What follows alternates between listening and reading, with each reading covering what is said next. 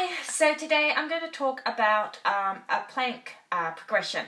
So you would have heard a lot about don't do any frontal loading, and the reason for that is because of the weight of the organs that are in your body pushing against the linear alba. So that's the connective tissues that have weakened as your diastasis has opened. So what we're trying to do is, if you do your frontal loading like that, the weight of the organs is pushing onto that connective tissue and stopping it from coming back to its normal position. So you're wanting it to return, like it's kind of elastic, and you're wanting it to return so that it pulls your abs back together. So that's the reason why we don't do frontal loading.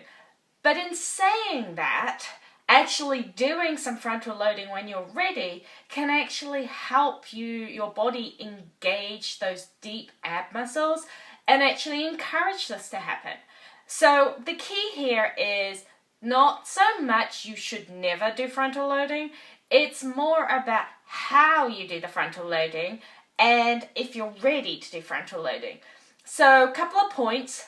If you have a really wide gap, so let's say 3-4 fingers, you really shouldn't be doing frontal loading, so stop and wait until you've reduced your gap.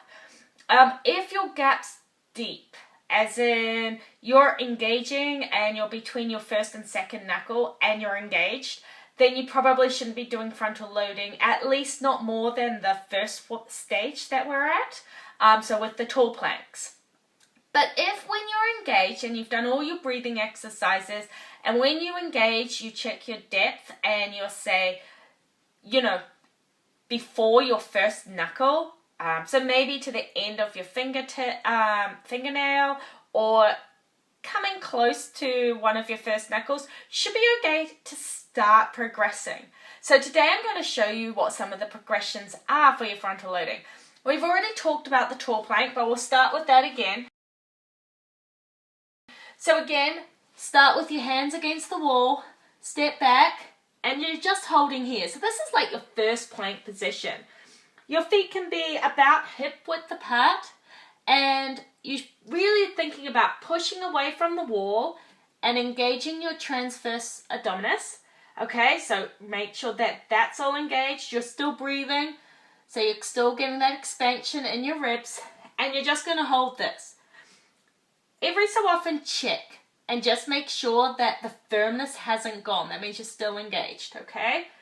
So what you want to do is build up to being able to hold this for 30 seconds to a minute without losing that firmness all the way down your diastasis. So you need to keep checking. By checking, you're actually strengthening your shoulders as well, which is fantastic because that's what you need. You need shoulder strength as well as core strength to do your planks. Okay, so once you're good for this and you can hold it without compromising, then I want you to think about coming down to your elbows. So again, thinking about engaging, making sure this is in a straight line. You don't want to do this. You don't want to do this. Nice and straight. And holding here. Again, keeping on checking and checking. Okay, so as long as you can check and you can hold this for 30 to a minute seconds without losing anything, then your next progression is to actually move down the wall. Okay, so to move down the wall, you're going to step back and actually move down the wall like this. Okay, and again, pushing away, don't bend, don't bum up, don't arch. To be fair, one of the best ways of doing this is to actually do what I'm doing. Have a video camera there and watch yourself and make sure you're engaged. And low. And check. Check. Make sure you're breathing so your ribs are going out to the side. And once you can hold this, again for another, try for a minute. Like, plank's a serious workout. Nothing wrong with trying to get to a minute. And as long as your gap doesn't increase, like it doesn't go deeper, then you're ready to move to the next progression. So the next progression is going to be with a chair. Okay? So let's go and grab a chair and I'll be back.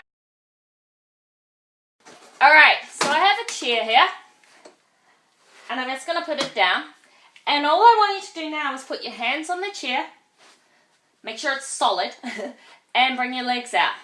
So now you're going to go into this plank position here. So you're lower than you were before, your hands are on the chair, you're pushing away from the chair. So don't let this happen, don't let this happen, don't let this happen. And again, feet about shoulder width apart, so slightly apart. And as you go through, check. Am I still firm? This should be much harder than the wall one. I'm feeling it for sure. And keeping engaged, keeping breathing, pushing your shoulders back. Try and pinch your shoulder blades slightly as you push back. Keeping aware of what you're doing. Okay, once you can hold this for a minute, then you're ready for the next stage. Now, each of these stages, I would think you're going to be learning to do them, building up. So start with 15 seconds, and then build up to 30, then build up to 45, then build up to a minute. I would expect at least a week on each stage. Don't rush this. Remember, your organ's pushing against that connective tissue as you're progressing this frontal lobe. You don't want to make your diastasis worse. So just keep going slowly. All of these exercises are helping you. They're strengthening your abdominal work. You don't need to get to a full frontal plank position in a week. All right, take your time. I would expect from a tall plank, if you're at the very first stages, to a full plank would take you at least 4 weeks. At least. And each step is making you stronger. Okay, so don't worry about the fact it's taking you longer. It's no problem. Right, so we're going to go to the next one, which is going to be on the floor. So I'll see you in a sec. Alright, so now we're on the floor. So the first one we're going to actually do is just simply going on our hands and knees. So straight with your hands right under your shoulders, knees under your hips, and you're going to start engaging. So again, checking that you haven't let anything go. Make sure your transverse abdominis is engaged. Make sure your ribs are pressed down. You're not sucking your stomach in. That is definitely not what you want to do. Okay? You're wanting to engage your whole core. And to engage your whole core, you can't suck in. Because if you suck in, you can't breathe deeply with your diaphragm. Okay, so you're going to start here. Now this may feel easy, but it's so key to be able to engage your transverse abdominis, breathe fully, and not lose the firmness. So even though it seems like it might be a little bit easier, it's not. Those organs are pressing down, and you need to work hard. Okay, so the next one from here is to do a 1 foot plank. Okay, so you're just going to extend it out. Now, you can do this and actually switch legs. And you will have seen in the intermediate program that this is one of those exercises. And that's totally fine. So it's kind of coming back to a slightly simplistic one, but I want you to now check after all this work that you're doing it properly. So once you've done that, we're actually going to go to what's called a half plank. So you're going to step back on your knees. So that kneeling one is really just a recap, and you should be okay with it. But this one, we're stepping our knees back, and we're going into that half plank position. So again, pushing away from the floor, trying to pinch your shoulder blades slightly. Don't let this happen. So don't let your butt stick up. Don't let this happen. You don't want to drop your butt. That's not doing anything but bad for you. So keeping yourself in a nice line, transverse or your TVAs engaged. Make sure you're not losing any firmness, and hold there. And once you can do that for a minute, Then the next progression is to lift one leg. So now you're looking to be able to hold this position, which is a little bit harder because your stability is gone. So when you have both knees on the ground, you have a much bigger base to stabilize on. Now you don't. Okay? And you want to test that you can do this with both legs. So try holding each one for 30 seconds once you are ready. So build up. Start 15 seconds each leg, then 30 seconds each leg. Always testing. Okay? Right. Once you've done that, and I would spend a good week on that particular one because that's really your basis of your plank. You can then repeat that, but on your elbows. So it brings you down a little bit further and pushing out.